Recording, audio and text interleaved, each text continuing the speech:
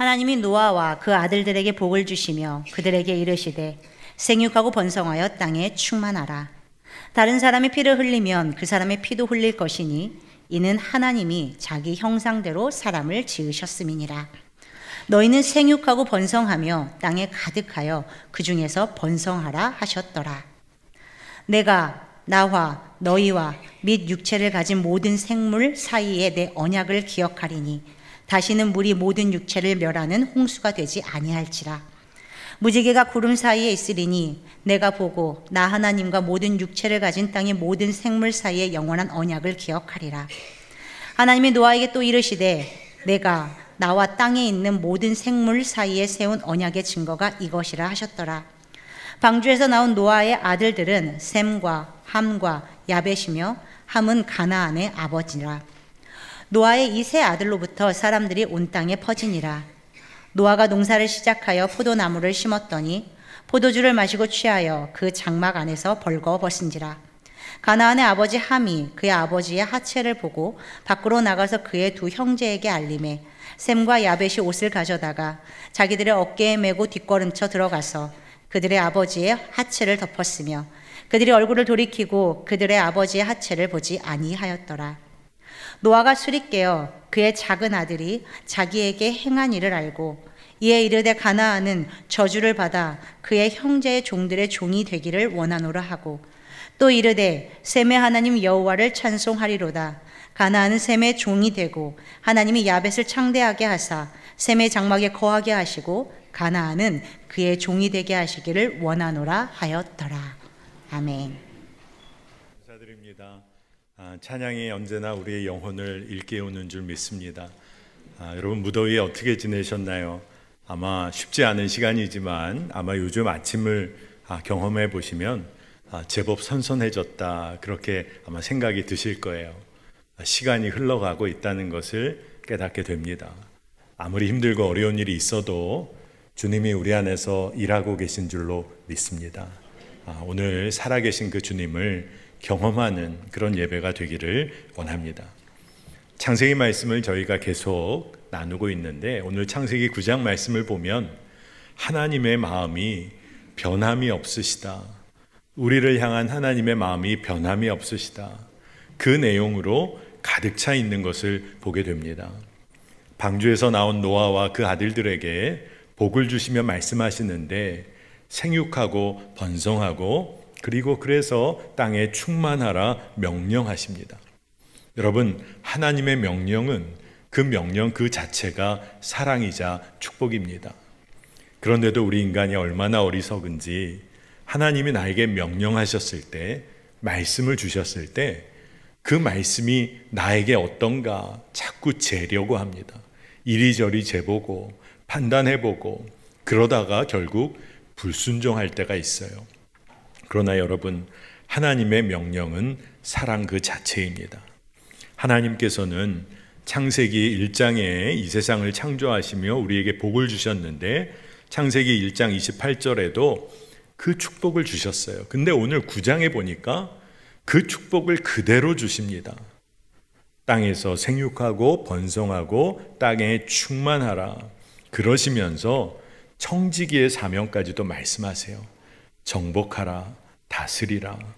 그런데 오늘 말씀 창세기 9장에는 이 청지기 사명이 조금 다른 형식으로 표현되어 있습니다. 땅의 모든 생명들이 너희를 두려워하고 무서워하리니 그들을 너희의 손에 붙였다. 하나님은 그런 말씀을 주세요. 그러니 마음대로 다스리고 정복하고 착취해도 된다는 말씀을 주시는 게 아니라 그래서 인간들이 책임의 자리에 놓여 있다. 이 말씀을 허락해 주시는 것입니다. 이와 연관해서 창세기 9장에는 하나님이 새로운 규례를 하나님이 직접 주세요. 창세기 9장 4절과 6절을 봅니다. 그러나 고기를 그 생명되는 핏째에 먹지 말 것이니라. 다른 사람의 피를 흘리면 그 사람의 피도 흘릴 것이니 이는 하나님이 자기 형상대로 사람을 지으셨음이니라. 사람의 생명도 함부로 뺏어서 안 되고 그리고 허락하신 다른 피조물의 생명도 빼앗아서는 안 된다고 하나님이 말씀하세요. 왜 하나님은 이런 말씀을 주시는 걸까? 말씀을 묵상하는데 제 마음에 애통함이 있었습니다. 우리를 향한 하나님의 기대와 소망은 너무나 놀랍고 큰데 인간인 우리가 그 하나님의 사랑과 은혜에 제대로 응답하지 못하며 살고 있구나. 우리의 죄의 삶이 점점 그 모습이 커지고 그 결과가 심각해지고 있구나. 깨닫게 되니 너무 마음이 안타까웠어요. 하나님께서 홍수로 심판하신 이후에도 새로운 규례를 주셔야 할 만큼 인간의 죄된 모습이 있다는 것이 너무나 애통스러웠습니다. 하나님은 변함이 없으시고 그 성품이 한결같으신데 사람의 응답이 너무 안타까운 것이죠. 우리가 다시금 기억해야 할 것이 있겠습니다. 우리 모두는 하나님의 형상대로 지음받은 자들입니다. 창조주이자 왕이신 하나님의 형상이 우리에게 담겨 있다면, 그리고 그것을 우리가 믿는다면 모든 생명들이 건강하고 그리고 정말로 생명을 누리는 삶을 살 수 있도록 우리가 다스리고 도와야 하는 사명이 있습니다. 왕의 사명이 우리에게 있다는 거예요. 또한 삼위일체이신 하나님의 형상대로 우리가 지음받았음을 우리가 믿는다면 성부, 성자, 성령 하나님이 함께 연합하여 교제하시며 우리와 관계하시는 것처럼 우리가 그 형상을 가졌으니 하나님과 우리가 건강하고 온전한 관계를 누리고 우리와 세상이 건강한 관계를 누리는 사명, 우리가 부름 받았다는 것입니다. 나와 너를 철저히 구분해서 나는 나고 너는 너야, 그런 삶이 아니라는 거예요. 나와 너의 관계, 바로 그 관계 그 자체가 나라는 것을 깨닫게 되는 것입니다. 그러니 상대방이 없이는 살 수가 없는 거예요, 우리 존재가. 여러분, 그것을 진짜 깨달은 사람의 삶은 어떨까요? 경쟁하지 않아요. 오히려 서로 더불어 나누며 삽니다. 상생하며 사는 거예요. 우리 모두에게 심겨진 하나님의 형상이 있습니다. 그러니 우리가 서로의 하나님 형상을 파괴하고 해치며 살아서는 안 돼요. 하나님이 그것을 금지하셨다는 것입니다. 우리가 서로 존중히 여기며 귀히 여기며 살아야 하는 것이죠. 그렇기 때문에 세상의 기준과 시선으로 사람들 소외시키고 차별하고 따돌리는 삶, 그것은 하나님의 뜻이 결코 아닙니다. 하나님은 노아와 그 자손들에게 하나님의 본래적인 창조, 원창조의 모습을 회복해 나갈 사명을 주세요. 근데 그 사명의 핵심은 생명을 귀하게 여기는 삶입니다. 여러분, 어느 한 생명도 하나님의 시선에서 볼 때 귀하지 않은 것이 없어요. 여러분, 우리가 어떻게 하나님의 은혜와 사랑 안에 늘 거하며 살 수 있는 걸까요? 하나님이 우리를 그러한 시선으로 바라봐 주시기 때문에 그래요. 우리의 어떠함에도 불구하고 우리를 존귀히 여겨주시기 때문에 그렇습니다. 노아와 그와 함께한 아들들에게 하나님은 언약을 분명히 주셨는데 그 언약의 내용이 다시는 땅을 홍수로 멸하지 아니하실 것이다. 그런데 이 언약을 주시는 이 창세기 9장의 말씀을 보면 굉장히 특이한 부분이 있습니다. 말씀을 자세히 보니까 너희와 함께한 모든 생명들에게도 언약을 세우시겠다는 거예요. 참 놀랍죠? 사람뿐만이 아니라 하나님이 지으신 모든 존재 생명들과 언약을 세우신다는 거예요.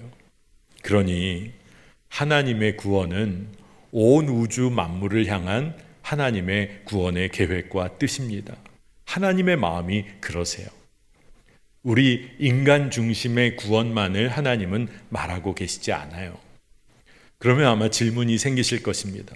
그러면 인간의 구원에 대해서 하나님은 어떤 마음을 갖고 계신 걸까? 그것은 하나님의 온 우주 만물을 구원하시고자 하는 하나님의 구원의 계획에 동참하는 사명을 인간이 가지고 있는 거죠. 그만큼 중요한 책임을 가지고 있는 것입니다. 그래서 언약의 증거로 하나님은 무지개를 보여주세요. 그리고 무지개가 나타날 때마다 기억하라는 것입니다. 언약이 있다는 것을 기억하라는 거예요. 창세기 9장 15절 16절을 주목해 보겠습니다. 내가 나와 너희와 및 육체를 가진 모든 생물 사이에 내 언약을 기억하리니 다시는 물이 모든 육체를 멸하는 홍수가 되지 아니할지라. 무지개가 구름 사이에 있으리니 내가 보고 나 하나님과 모든 육체를 가진 땅의 모든 생물 사이에 영원한 언약을 기억하리라. 아멘. 이 말씀을 보면 참 은혜가 됩니다. 왜냐하면 하나님께서 당신의 언약을 기억하시겠다는 거예요. 무지개를 보게 될 때마다 하나님은 기억하시겠다는 거예요. 이 이야기가 뭡니까? 하나님은 하나님의 약속과 이 언약을 바꾸실 뜻이 전혀 없으시다는 거예요. 기억하고 기억하시겠다는 거예요. 여러분, 그러면 우리 삶은 어떠해야 합니까? 그 언약을 기억할 뿐만 아니라 그 언약에 담긴 하나님의 복을 우리가 누려야 하는 것입니다. 책임을 다해야 하는 것입니다. 여러분, 그런데 왜 우리가 우리 인생의 의미와 목적을 잃어버리고 마음 아파하고 상처받았다고 하고 왜 그토록 방황합니까? 왜 우리 자녀들이 사춘기를 맞을 때마다 그때마다 왜 그렇게 흔들리고 상처받고 넘어지는 겁니까? 부모의 사랑이 의심된다고 하기도 하고 주변의 관계 가운데서 자기 자신 존재의 의미를 발견하지 못하니까 우리 자녀들이 아파할 때가 많아요. 진로 문제 앞에서 흔들리다가 어찌할 바를 모르니 넘어집니다. 그러나 여러분, 하나님의 뜻과 목적을 하나님의 사랑 안에서 발견하고 나면 우리 자녀들이 인생의 의미와 목적을 하나님 안에서 발견하고 나면 아무리 어린 아이들일지라도 하나님 안에서, 믿음 안에서 푯대를 향하여 달려갑니다. 흔들릴지는 몰라도, 넘어질지는 몰라도 다시 십자가 붙들고 일어서는 자녀들이 됩니다. 진짜 그렇습니다. 올 여름에 저희 매화교회에서 영아부부터 성경학교를 했어요. 어제 중고등부 수련회가 은혜 가운데 잘 마쳐졌습니다. 여러분, 정말 이렇게 무더운 여름에 선생님들이, 사역자들이, 온 성도들이 기도하며 왜 성경학교도 하고 수련회도 하는 걸까요? 우리 아이들이 예수님을 인격적으로 만나서 삶의 의미와 목적을 주님 안에서 붙잡으면 그 아이들이 살아나기 때문에 그렇습니다. 아이들은 주님이 붙잡아 주시기 때문에 그래요. 여러분, 우리 아이들이 이제 수련회까지 잘 마쳤는데 이제부터 영적인 실전의 삶입니다. 여러분, 기도를 더 해주셔야 돼요. 여러분의 자녀들, 우리 매화교회 다음 세대들을 위한 기도가 더욱 불같이 일어나기를 원합니다. 하나님께서 노아와 그 아들들과 그리고 함께한 모든 생물들에게 언약을 주셨어요. 영원한 언약을 주셨는데 구원의 계획이 담긴 언약이죠. 여러분, 잘 보십시오. 하나님이 언약을 주셨을 때 이미 하나님의 구원은 이미 성취된 거예요. 하나님께서 말씀하셨을 때 그 말씀은 사실 이미 성취된 것이나 다름없는 것입니다. 그렇다면 왜 그렇게 우리는 그 언약이 안 이루어진 것 같을까요? 왜 그렇게 부족해 보이고 내 삶에는 안 이루어지는 것 같을까요? 그 이유는 다른 것이 아닙니다. 우리가 사실 하나님과의 언약 관계 안에 내가 들어가 있지 않기 때문이에요. 내가 들어가지 않기 때문에 그렇습니다. 약속이라는 거, 언약은 언제나 상호적인 거예요. 혼자서 약속할 수 없습니다. 혼자서 언약을 이루어갈 수가 없어요. 여러분, 우리가 언약 당사자로서의 삶을 살아야 합니다. 하나님께서 당신의 언약을 기억하실 때 우리는 하나님의 은혜를 기억해야 되죠. 그런데 제가 말씀 준비하며 기도하다가 제 마음에 은혜를 기억하는 동시에 하나님의 심판을 잊으면 안 되겠다는 마음이 들었어요. 하나님의 은혜뿐만 아니라 하나님의 심판을 기억하는 삶은 지혜로운 삶입니다. 여러분, 오늘 하루를 우리가 우리의 마지막 날처럼 여기며 산다고 하면 어떨까요?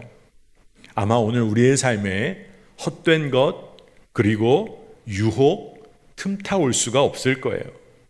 오늘을 마지막처럼 사는 사람, 그 사람은 사랑하고 섬기는 것 외에는 다른 생각할 시간이 없을 거예요.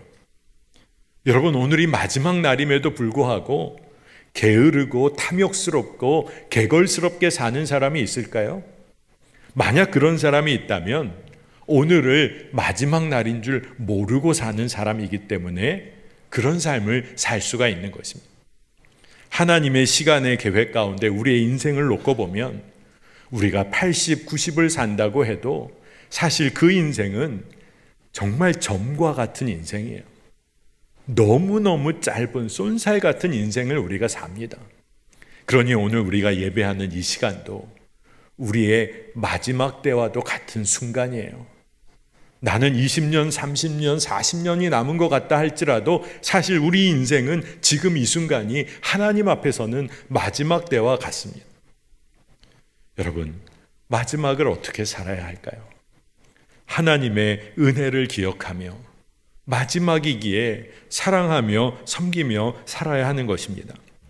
하나님은 결코 우리를 멸하지 않으시겠다는 언약의 증거로 무지개를 증거로 주셨어요. 그러면 지금 우리의 시대에는 무엇이 증거로 주어졌습니까?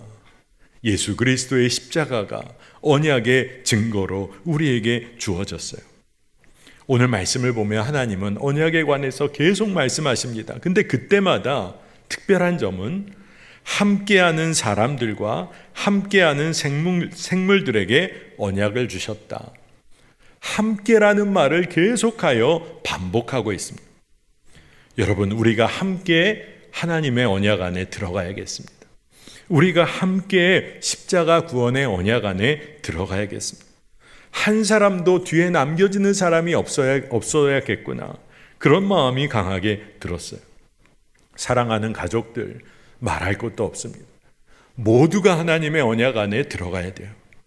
하나님이 나에게 만나게 하시고 관계하며 살게 하신 사람들, 말할 것도 없습니다. 그들이 하나님의 언약 안에 들어가야 합니다. 살피고 돌봐야 할 피조세계의 다른 생명들 다 같이 하나님의 언약 안에 들어가야 합니다. 그 사명을 우리 인간에게 주신 거예요. 그래서 하나님은 우리에게 생명의 풍성함을 누리며 살라고 하세요. 생명의 풍성한 열매를 맺고 살라고 하십니다. 그 축복이 생육하고 번성하고 땅에 충만하라, 정복하고 다스리라, 청지기 사명까지도 주셨어요. 여러분, 우리는 죄된 존재인데 어떻게 생명의 풍성한 열매를 맺을 수 있을까요? 그 이유는 한 가지입니다. 하나님의 변함없는 언약이 있기 때문이에요. 언약이 주어졌기에 우리가 생명의 열매를 맺고 누리며 살 수 있는 것입니다. 그러니 여러분, 하나님의 영원한 언약을 기억하셔야 돼요. 아무리 힘들고 어려운 일을 만났다 할지라도 하나님의 변함없는 언약을 기억하시기를 바랍니다. 우리가 그 은혜 안에 거해야 하는 거예요. 하나님은 참 특이하신 분이세요. 우리의 죄와 허물은 기억하지를 않으시려고 하세요. 우리의 참 부족하고 연약한 모습을 하나님은 잊어버리세요. 그리고 당신의 약속만을 기억하십니다. 여러분, 이게 얼마나 놀라운 일입니까? 그럼에도 불구하고 우리는 죄로 인해 어처구니 없이 넘어지곤 해요. 방주에서 나온 노아의 세 아들은 셈, 함, 야벳이었죠. 그리고 오늘 성경은 함은 가나안의 아버지라고 아주 특별히 기록합니다. 가나안의 그 족속의 조상이 된다는 거죠. 노아의 아들들이 노아와 더불어 정착해서 농사 졌습니다. 그리고 포도나무 심고 경작했는데 오늘 한 가지 사건이 발생한 것을 우리가 읽었어요. 노아가 포도주 마시고 취해서 벌거벗은 채 장막 안에 있게 되었습니다. 아마 정신을 잃었나 보죠. 함은 그 모습을 보고 그리고 나와서 나머지 두 형제인 셈과 야벳에게 알렸어요. 그런데 셈과 야벳은 옷을 어깨에 메고 뒷걸음질 쳐 들어갑니다. 그리고 아버지의 하체를 덮어줘요. 그리고 그 하체를 덮을 때 얼굴을 돌려서 아버지의 하체를 보지 않았어요. 아마 여러분들이 다 기억하는 사건입니다. 그런데 그 후에 일어난 일들을 우리가 쉽게 이해하기가 좀 어려워요. 노아가 술에서 깨어서 일어나서 어떤 일이 벌어졌는지를 다 알게 됩니다. 자녀들이 각기 다르게 반응한 일에 관하여 듣고 알게 됐어요. 그 다음에 노아가 전혀 다른 말로 아들들에 관해 이야기를 합니다. 창세기 9장 25절에서 27절을 이어서 보면 가나안은 저주를 받아 그의 형제의 종들의 종이 되기를 원하노라. 셈의 하나님 여호와를 찬송하리로다. 가나안은 셈의 종이 되고 하나님이 야벳을 창대하게 하사 셈의 장막에 거하게 하시고 가나안은 그의 종이 되게 하시기를 원하노라. 노아가 술에 취해 실수했어요. 그리고 아들 함은 아버지의 실수를 덮어주지 못했어요. 그리고 다른 형제들에게 알렸습니다. 그런데 노아가 이 사실을 알고 아들 함을 저주합니다. 처음에 말씀을 묵상할 때는 이런 생각이 처음에는 들더라고요. 원인 제공자는 노아인데 왜 함이 저주를 받아야 하는 걸까? 그리고 노아는 아버지인데 어떻게 아들을 저주할까? 이런 마음이 들었어요. 근데 그 이후에 말씀을 보며 기도할 때 주님 주시는 마음이 노아가 이 말을 한 것이 단순하게 자기 성질대로 감정대로 말한 것이 아니라는 것을 깨닫게 됐어요. 하나님께 구한 것이구나. 하나의 기도를 하나님께 올려드린 거예요. 하나님이 보시기에 저주를 받아야 한다면 그렇게 하시기를 원합니다. 바랍니다. 모든 것을 하나님께 맡겨드린 거예요. 가나안은 저주를 받아 그의 형제의 종들의 종이 되기를 원하노라. 원하노라. 바로 이것은 하나님께 그저 맡기는 기도예요. 하나님이 판단하시고 처분하시는 대로 되기를 원한다는 거예요. 이렇게 묵상을 하고 나니까 주님 주시는 마음이 더 분명해졌습니다. 하나님께 전적으로 맡겨드릴 수 있어야 누군가의 죄와 허물을 덮어줄 수가 있겠구나. 그런 마음이 들었어요. 우리는 누군가의 허물과 실수, 죄 앞에 서게 될 때가 있어요. 그런데 그럴 때마다 우리 자신이 마치 심판자가 되어서 손가락질을 하며 판결을 하려 할 때가 많습니다. 여러분, 그거 멈춰서야 합니다. 대신에 하나님께 그 사람을 맡겨드려야 돼요. 심판은 하나님께 맡기는 것입니다. 그럼 우리가 할 수 있는 일은 뭘까요? 우리는 누군가의 허물과 실수를 덮어주는 일을 할 수가 있어요. 더 나아가 주의 이름으로 복을 빌어주는 축복의 기도를 올려드릴 수가 있는 것입니다. 여러분, 여전히 누군가의 실수와 허물을 마음에 품고 정죄하는 우리의 모습을 만약에 주님이 보신다고 하면 주님의 심정이 어떠실까요? 마치 자신이 하나님의 자리에 앉아서 하나님의 언약을 다 내팽개치며 그렇게 살아가는 우리를 바라보시는 주님의 마음, 하나님의 심정은 어떠실까요? 우리가 스스로 질문해 봐야 합니다. 사실 노아가 한 말은 기도와도 같은 것이었어요. 단순히 함을 저주하고 셈과 야벳은 축복한 것 아니었어요. 함도 하나님께 맡겨드리며 하나님이 다루시기를 기도한 거예요. 셈과 야벳도 하나님의 뜻대로 그들을 하나님이 인도하시기를 구한 것이에요. 왜냐하면 오직 하나님의 뜻만이 공의로우시기 때문이고 오직 하나님의 뜻만이 사랑이시기 때문에 그런 것입니다. 오늘 이 말씀을 통해서 우리가 한 가지 중요한 영적 지혜를 꼭 얻기를 원합니다. 여러분, 함이 누구죠? 함이 누구입니까? 우리가 아닙니까? 그토록 누군가의 실수를 드러내고자 애썼던 우리입니다. 하나님 보시기에 당대에 의로웠던 자가 한 명 있었는데 노아였어요. 근데 노아도 포도주에 취해 실수했습니다. 노아도 실수를 하는데 어떻게 우리 같은 사람들이 허물과 죄와 실수를 넘어설 수 있는 걸까? 어쩔 수 없이 죄를 지으며 살 수밖에 없으면 우리에게 소망이 없는 걸까? 그런 질문을 해보게 됩니다. 그러나 여러분, 하나님의 사랑이 변함이 없으세요. 그것을 믿는 우리는 서로 덮어주는 은혜를 누릴 수가 있습니다. 십자가로 덮어지는 은혜가 우리에게 이미 주어졌어요. 근데 그 은혜를 누리려면 누군가가 먼저 덮어줘야 합니다.